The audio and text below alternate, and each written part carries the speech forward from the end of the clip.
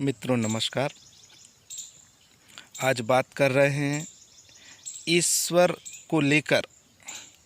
हिंदू सभ्यता में, हिंदू धर्म में जो इशारे किए गए हैं वो इशारे क्या क्या हैं।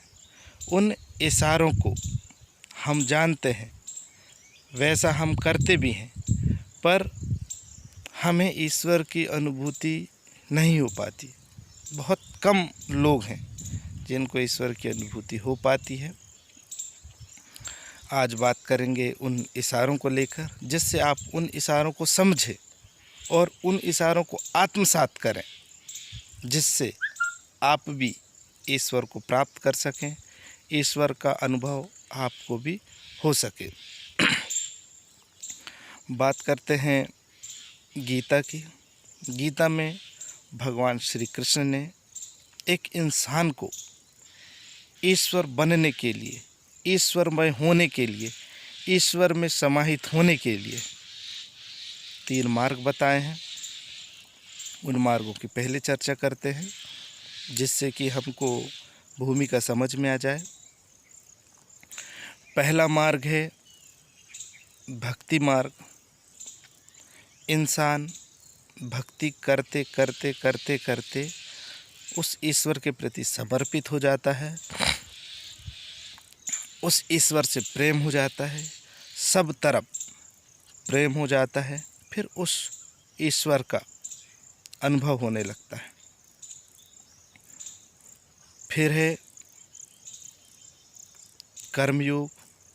इंसान अपना कर्म करता है, चाहे व्यवसाय हो, चाहे नौकरी हो, चाहे अपने घर का काम हो, जो भी उसका काम है,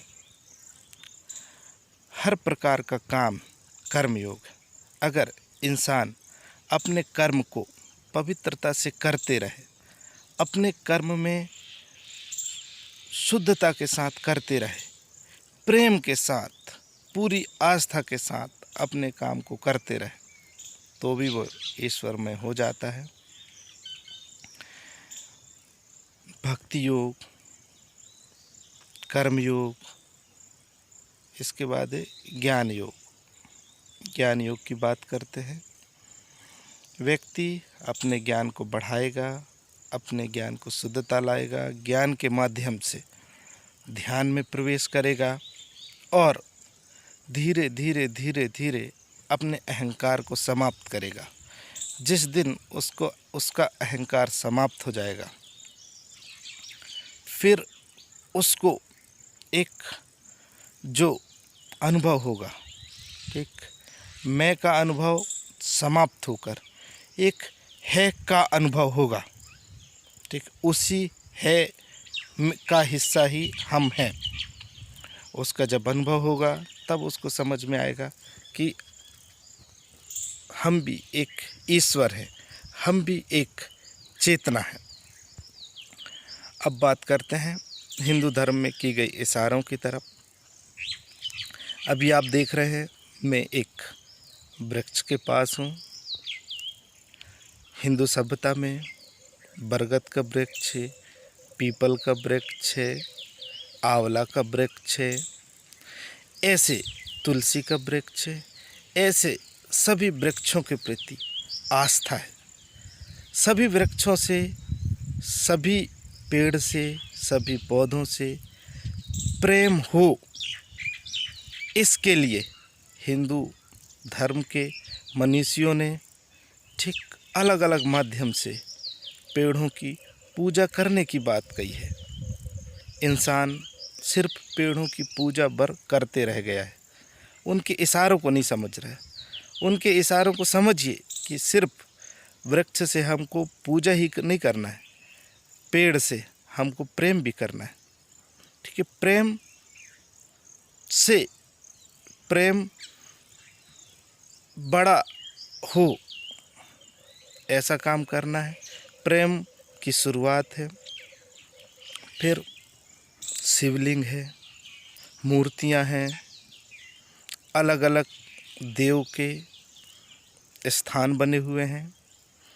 वो इशारा कर रहे हैं कि आप पत्थर है, उससे भी प्रेम करें, उस प्रेम को बढ़ाएं जो आपके अंदर है, अपने प्रेम भाव को बढ़ाएं। ये संकेत है पत्थर को प्रतिमा बनाने से। फिर हम वायु से प्रेम करते हैं जो हमें रात दिन मिल रहा है, जिसके वजह से हम जीवित हैं। एक पल के लिए सांस चला जाए, ऑक्सीजन ना रहे तो हम जीवित नहीं रह सकते। तो ये वायु से भी, वायु की पूजा करते हैं, पवन देव की पूजा करते हैं। तो ये एक इशारा है कि आप अपने प्रेम को बढ़ाएं। नदियां हैं, नदियों को हिंदू सभ्यता में माँ कहा जाता है। ठीक, नर्मदा मैया, गंगा मैया, ऐसी बहुत सारी नदियां हैं, ठीक है, जिनको पूजा की जाती है। ठीक है, उनके अंदर प्रेम भाव रहता है। इंसान नदियों को सिर्फ पूजा ही ना करे, उससे अपने प्रेम को बढ़ाए। ये भी एक इशारा है। अग्नि है, अग्नि का प्राचीन काल से अभी तक पूजा की जा रही है। पशु हैं, पशुओं को भी देवतुल्य माना जाता है। पक्षियां हैं, पक्षियों में भी बहुत सारी पक्षियां हैं जिनको एक पवित्र नज़रिए से देखा जा रहा है। ठीक, ये चाहे जीव हो, चाहे पक्षी हो, चाहे जानवर हो, इनके प्रति हमारा प्रेम बढ़े। इंसान अपने प्रेम को बड़ा करे, उस प्रेम को बड़ा करते करते उसको एक पवित्र अनुभव होगा। उसको चारों तरफ ईश्वर फैला हुआ है, कण कण में वो विद्यमान है। ठीक, हमारी आत्मा है और जितनी भी चीज़ है उन सब की आत्मा है। इन सब की आत्मा कहीं ना कहीं है। जिस तरीक़े से हमें अपनी आत्मा नहीं दिख रही है पर है, उसी तरीक़े से प्रकृति में हर चीज़ है, उनकी आत्मा भी इस जगत में है। वो आत्मा का भी, वो सब आत्मा मिल जाएंगे, वही परम आत्मा है। उस परम आत्मा का भी आपको अनुभव होगा, उस ईश्वर का भी आपको अनुभव होगा।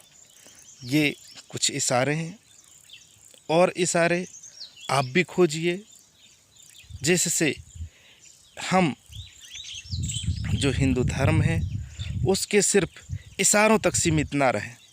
उस इशारों को पकड़कर हम उस चाँद तक, उस आसमान तक, उस पूर्ण तक, उस अनंत तक पहुंच सकें।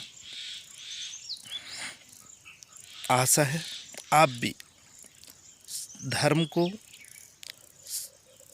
धर्मशास्त्रों को, धर्म में दी गई चीज़ों को आप समझेंगे, उनको एक इशारा समझ के अपने प्रेम को बढ़ाएंगे, अपने अहंकार को समाप्त करेंगे और धीरे धीरे धीरे धीरे आप भी उस चेतना की शुद्धतम स्थिति में पहुँचेंगे, जिससे आपको ईश्वर का अनुभव हो। आप खुश रहें।